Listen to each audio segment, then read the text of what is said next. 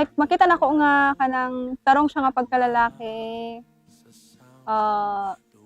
He loves God and like he knows about God. And hangtod sa nagkadugay pud ni, nakita na ko na he is really, faithful, loving, and he knows how to na mag-last long.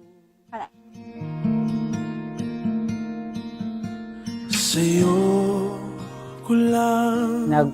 I remember na nagpa-hot air balloon or hot air lantern pa kami. That's the time na gisulat na mo ang mga promises and vows na mo sa mata.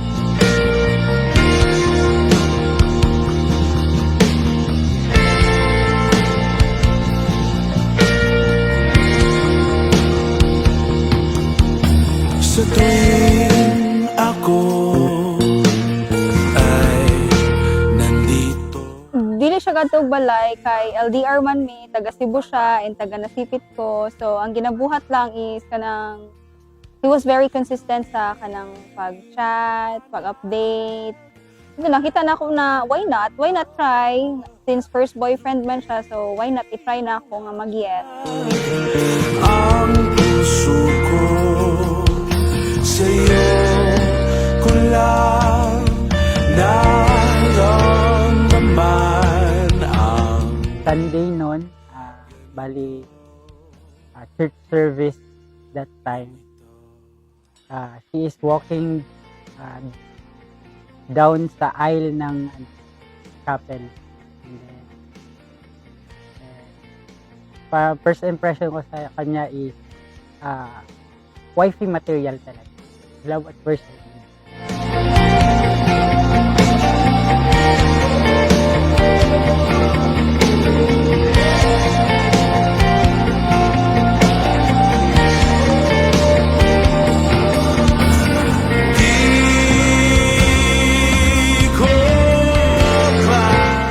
Kung dili ako mahita, kung dili ikaw, ako kauban.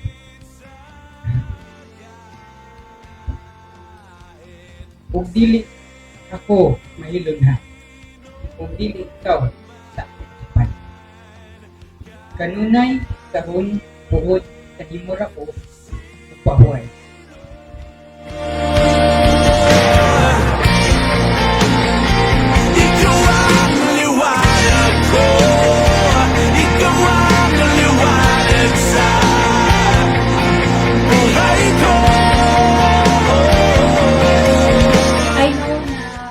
There will be difficulties or challenges in marriage life, but let's face them together.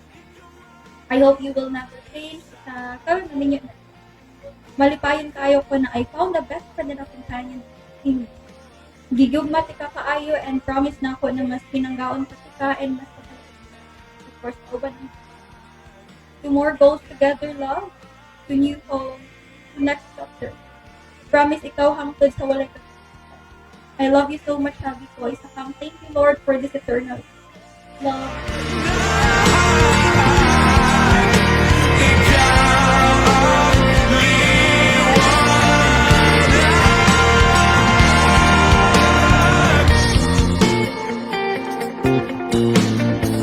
I pronounce you Elmar and Mary Sophia, husband and wife, legally and lawfully wedded for the period of your mortal lives.